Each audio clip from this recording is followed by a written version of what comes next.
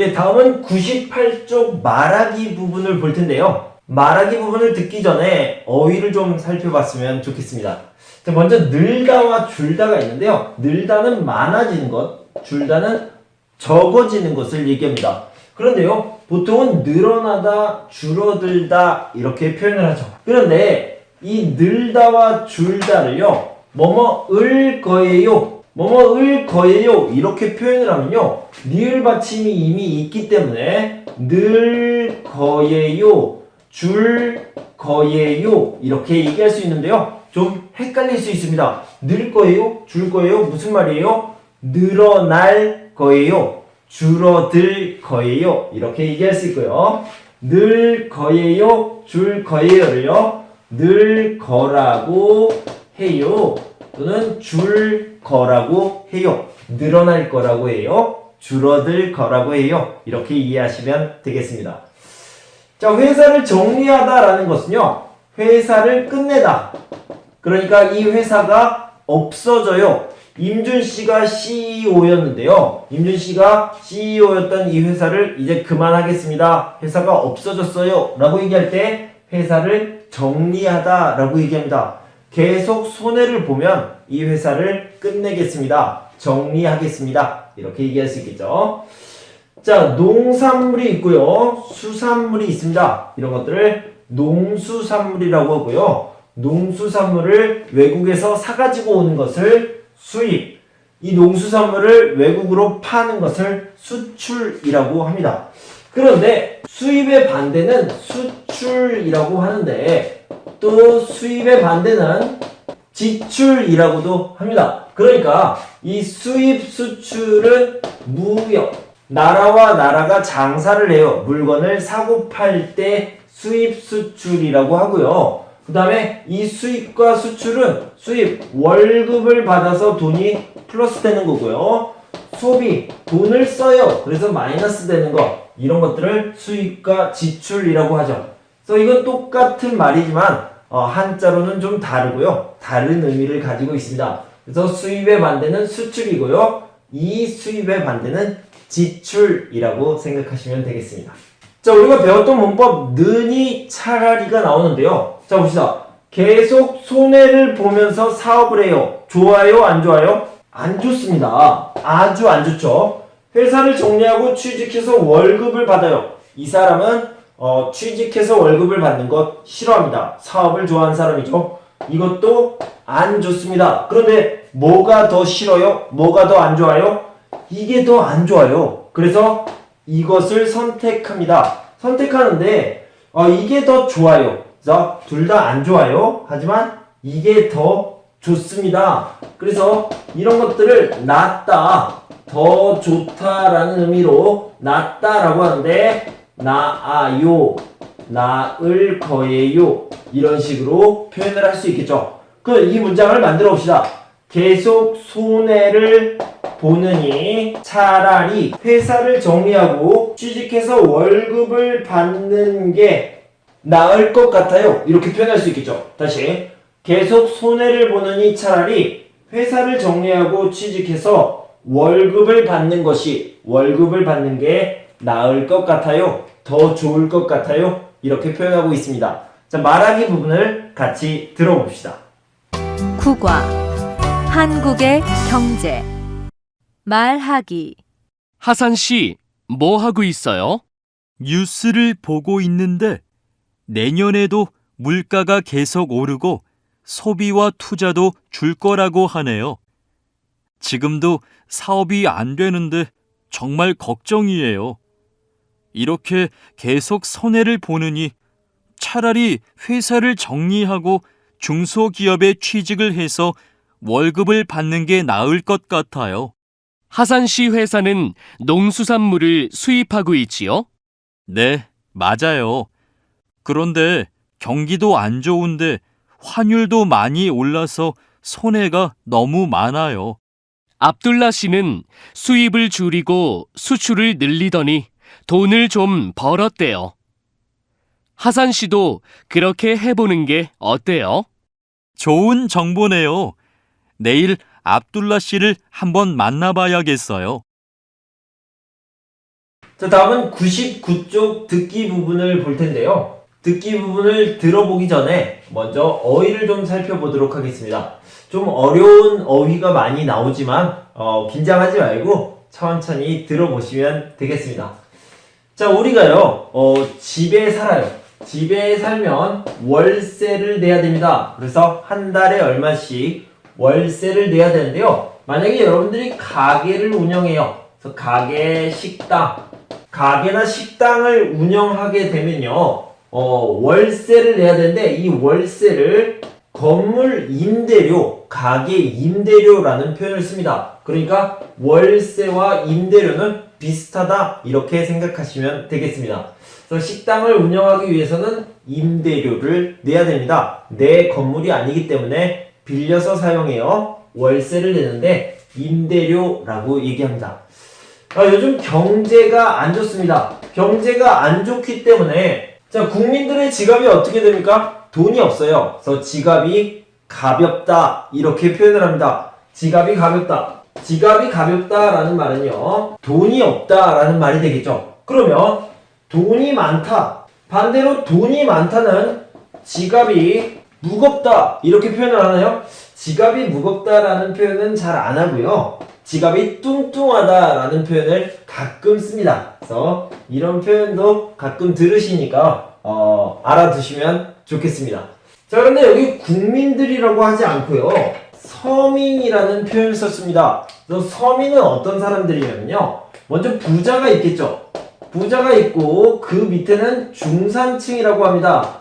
돈이 어느 정도 있는 사람들을 얘기하죠. 그 밑에는 서민이 있습니다. 보통 사람들이에요. 저 같은 사람들을 서민이라고 하고 대부분의 국민들은 서민층이라고 합니다. 그리고요, 서민보다 더 돈이 없는 사람들은 빈민층이라는 표현을 씁니다. 그래서 부자, 중산층, 서민, 빈민인데요. 서민이 가장 많아요. 그래서 서민들의 지갑이 가볍다, 이런 표현을 쓰고 있습니다. 자, 부담이라는 어휘에 대해서 좀 볼 텐데요. 두 가지 의미가 있어요. 자, 첫 번째는요, 학생이 저한테 작은 선물을 했습니다. 너무 고마워요. 그래서 그 마음을 표현해줘서 너무 고맙습니다. 그런데 그 학생이 나에게 아주 큰 선물, 비싼 선물을 했습니다. 그러면 저는 고맙지만 좀 마음이 불편합니다. 마음에 무거운 느낌이 있어요. 이럴 때 부담스럽다, 이렇게 얘기합니다. 예를 들어서 임준 선생님이 어서오세요 라고 반갑게 인사를 하면 기분이 좋아요. 기분이 좋은데 만약에 어서오세요 하면서 의자도 빼주고요, 안내를 해줍니다. 그럼 학생이 선생님 괜찮아요, 이러지 않아도 돼요 라고 하겠죠. 그런 것들을 부담스럽다, 부담이다, 이렇게 얘기할 수 있습니다. 자, 그래서 첫 번째는 이 정도로 표현하면 좋겠습니다. 너무 큰 선물을 주거나 지나친 친절을 베풀거나 하면 좀 마음이 무겁다, 불편하다, 이렇게 생각할 수 있겠죠. 두 번째는요, 돈이 너무 많이 들어요. 비용이 너무 많이 듭니다 라고 얘기할 때 부담스럽다 라고 얘기합니다. 예를 들어서 대학교 등록금. 자, 대학교 등록금이요, 얼마예요? 한 학기에 500만 원입니다. 500만 원이면 1년에 1000만 원이에요. 너무 비싸요. 너무 비싸서 대학교 다니는 것이 부담스러워요. 너무 비싸니까요. 그래서 돈이 많이 들고 비용이 많이 듭니다. 저는 이번에 여행을 가려고 하는데요, 일본 여행을 가려다가 유럽에 가고 싶은데 안 돼요. 그 비용이 부담스럽습니다. 돈이 부담스러워요. 너무 비싸다 라고 얘기할 때 이렇게 부담이 된다 라고 얘기합니다. 그래서 지금은 경제를 얘기하고 있기 때문에 두 번째 의미로 부담을 사용했습니다. 자, 이제 겨울이 다가오고 있어요. 겨울이 다가오면 너무 추우니까 난방을 해야 됩니다. 자, 여름이 끝났는데요, 여름에는 뭘 했죠? 냉방을 했죠. 그래서 난방은 보통 히터라고 얘기하고요, 그 다음에 냉방은 에어컨디셔너를 사용하는데 에어컨, 이렇게 얘기를 하죠. 그래서 난방과 냉방을 알아두시면 되겠습니다. 난방은 전기로 하기도 하고요, 가스로 하기도 합니다. 자, 아까 식당을 운영한다고 그랬는데 식당에서는 어떤 음식을 만들어요? 무슨 탕, 무슨 탕, 무슨 탕. 탕이 많이 있습니다. 해물탕, 설렁탕, 갈비탕. 탕은요, 계속 가스를 사용해서 끓여야 돼요. 탕을 끓이다. 그러면 여기에 가스가 굉장히 많이 들어가겠죠. 그런데 가스요금이 올라갔어요.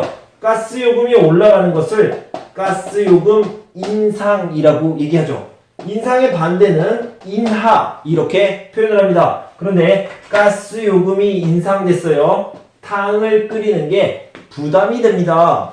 돈이 많이 들어요. 부담이 됩니다. 난방도 해야 돼요. 전기요금, 가스요금이 인상이 됐어요. 그것도 부담이 됩니다. 이렇게 얘기할 수 있겠죠. 자, 물가라는 말은요, 물건의 가격 정도로 생각하시면 될 것 같아요. 그래서 물가가 올라가는데 어떤 물가가 올라갑니까? 책상, 의자, 핸드폰, 가전제품, 차, 뭐 이런 것들이 있겠죠. 그런데 특히 어떤 물가가 있냐면 식탁 물가가 있습니다. 그러니까 주방에서 요리를 할 때 쓰는 것, 식탁에서 먹을 수 있는 것들, 그러니까 채소, 곡식, 과일 이런 것들이 되겠죠. 그래서 결국에는 음식의 가격이 많이 올라간다 이렇게 얘기할 수 있겠죠. 자, 이런 것들은 아까 공부했지만 농산물입니다. 농산물이요. 농사를 지어서 만드는 물건인데요. 이 농사를 지을 때 어떤 문제가 있냐면 봄이 되면 따뜻해요. 봄에 따뜻해야 되는데 따뜻하지 않아요. 좀 춥다. 이런 것들을 냉해라고 얘기합니다. 사람들은 옷을 더 입으면 괜찮아요. 하지만 채소, 곡식, 과일이 봄에 따뜻하지 않고 좀 추우면 다 죽습니다. 그래서 큰 문제가 되고요. 그러면 채소, 곡식, 과일 이런 음식 값이 올라가게 되겠죠. 그래서 식탁 물가가 올라가게 됩니다. 또 뭐가 있을까요? 겨울에 눈이 옵니다. 눈이 오는데 눈이 아주 많이 와요. 이런 것들을 뭐라고 하냐면 폭설이라고 합니다.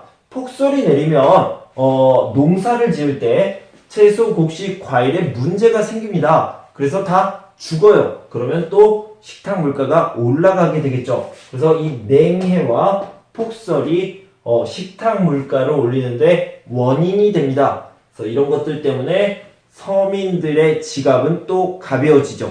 돈이 없어져요. 자, 물가는 계속 올라갑니다. 올라가는데 이렇게 계속 올라가고 있어요. 그러면요, 대한민국 정부에서는 이거 큰일 났어요. 뭔가 대책을 마련해야 되겠어요. 해결해야 되겠어요. 라고 해서 문제를 해결하기 위해서 노력을 합니다. 노력을 하면 어느 정도는 이렇게 가겠죠. 그래서 이런 것들을 뭐라면 안정되다 라고 하고요. 이런 식으로 바뀌는 것을 안정세를 찾다 이런 식으로 표현을 합니다. 그래서 계속 물가가 오르고 있는데 정부가 노력해서 물가는 안정세를 찾았습니다. 이런 식으로 표현을 합니다. 자, 이런 표현이 있었어요. 물가는 내려갈 줄을 모릅니다 라고 하면 내려가지 않습니다 라는 뜻이죠. 내려가지 않는다 라는 뜻은 오르다 라는 뜻입니다. 그대로라는 뜻 아니에요? 아니요. 그대로라는 뜻이 아니고요. 오른다. 계속 오르고 있어서 내려가지 않는다 라는 뜻입니다. 그래서 이게 좀 헷갈릴 수 있는데 그대로라는 뜻이 아니라 오르고 있다 라는 뜻입니다. 그래서 물가가 내려갈 줄 모릅니다. 오르고 있습니다 라는 의미로 해석하시면 되겠습니다. 자, 여기에다 써놨는데요. 빛. 이거는 다 발음이 빛입니다. 그래서 이 세 가지를 좀 알려드렸으면 좋겠어요. 이 빛이라는 것은 해가요, 이렇게 밝게 비치는 빛을 얘기합니다. 영어로 하면 뭐 이 정도 되겠죠.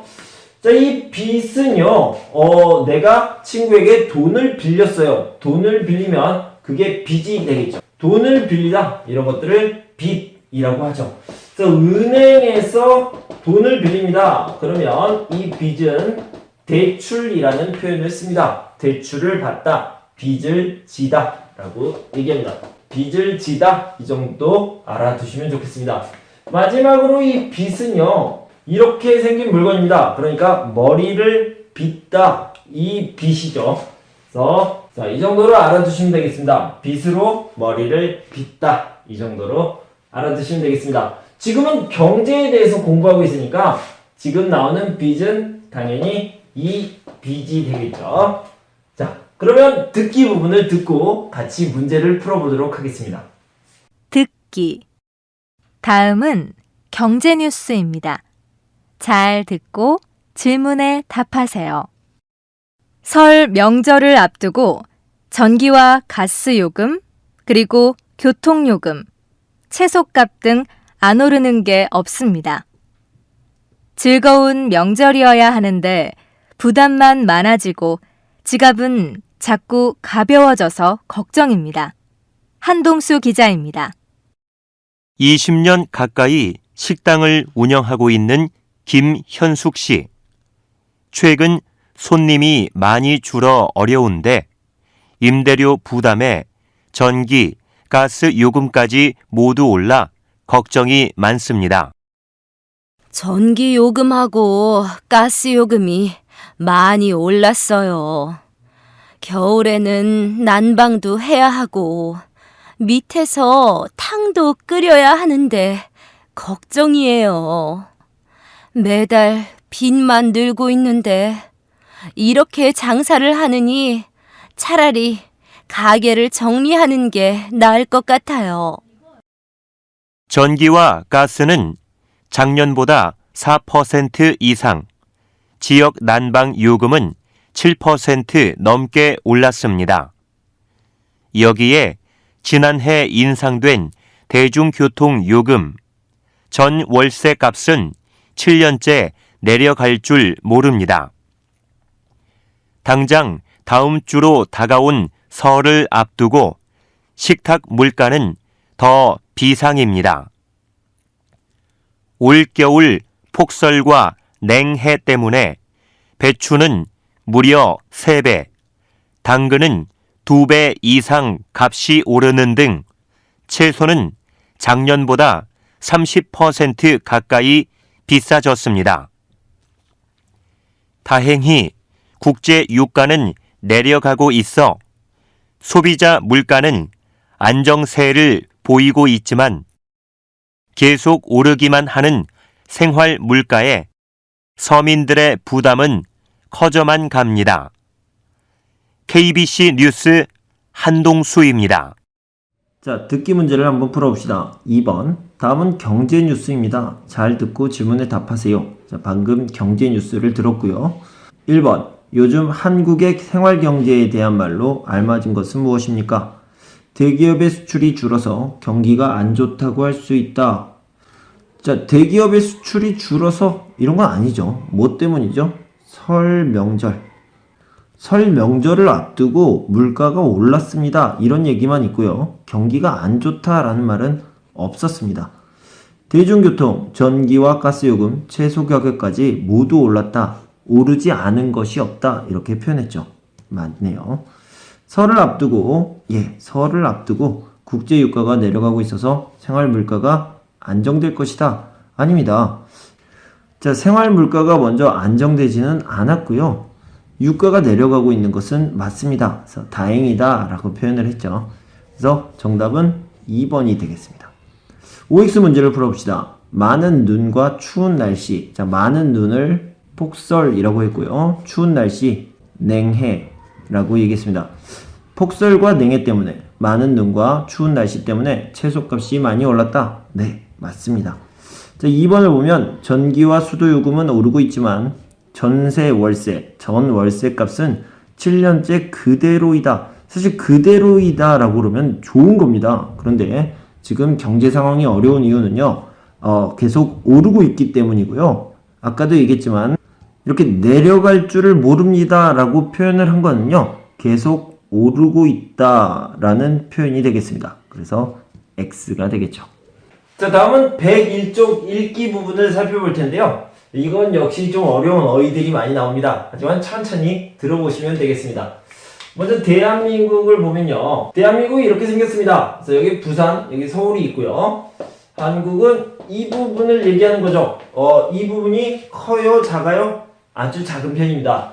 아주 작은데 이 땅을 뭐라고 하냐면 영토라고 얘기합니다. 그러니까 한 나라의 땅을 영토라고 하는데 이 영토가 아주 작습니다. 영토도 작을 뿐만 아니라 한국은 자원이 부족해요. 이 자원이라는 것은 나무, 아니면 철, 아니면 석유, 석탄 이런 것들을 얘기하는데 이 자원도 아주 적은 편입니다. 영토와 자원이 없으면요, 다른 것들로 경제를 발전시켜야 됩니다. 어떤 것들이 있을까요? 기술이 있겠죠. 그리고 노동력, 사람들이 열심히 일을 해서 노동력을 키워야 됩니다. 기술과 노동력으로 한국은 경제를 발전시켰습니다. 자, 경제 수준을 보면요, 국민 소득이요, 1960년대는 78달러였습니다. 자, 여기에서 시작을 했죠. 그래서 1960년대는 한 사람당 1년에 버는 돈이 78달러였습니다. 그래서 세계에서 가장 가난한 나라였습니다. 그런데 지금은 어떻죠? 2만 달러입니다. 2만 달러. 그래서 굉장히 경제가 급격히 성장했죠. 그래서 이걸 빨리 성장한 것을 급격한 성장, 이렇게 표현합니다. 경제가 어떻게 성장했어요? 급격하게 성장했습니다. 경제의 급격한 성장을 이루었습니다. 방금 말씀드렸던 노동력과 기술로 그렇게 발전시켰고요.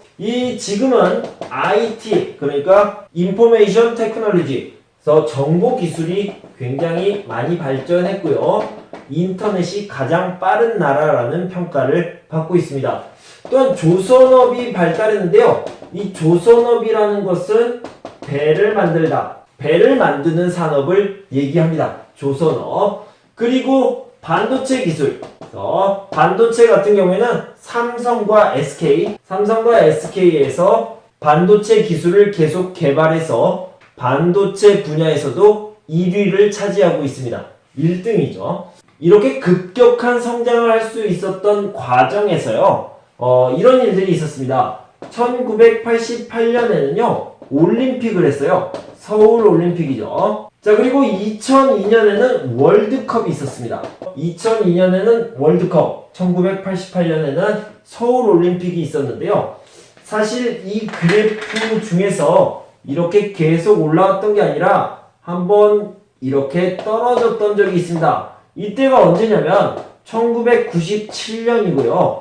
이때 경제 위기가 있었습니다. 다른 나라에서 돈을 빌리는 것을 외환이라고 하는데요. 돈을 너무 많이 빌렸어요. 그래서 갚을 수 없게 됐습니다. 그래서 외환 위기가 찾아왔고요. 이것이 경제 위기가 됐습니다. 경제 위기가 돼서 이걸 어떡하지 하다가 IMF, 국제통화기금인데요.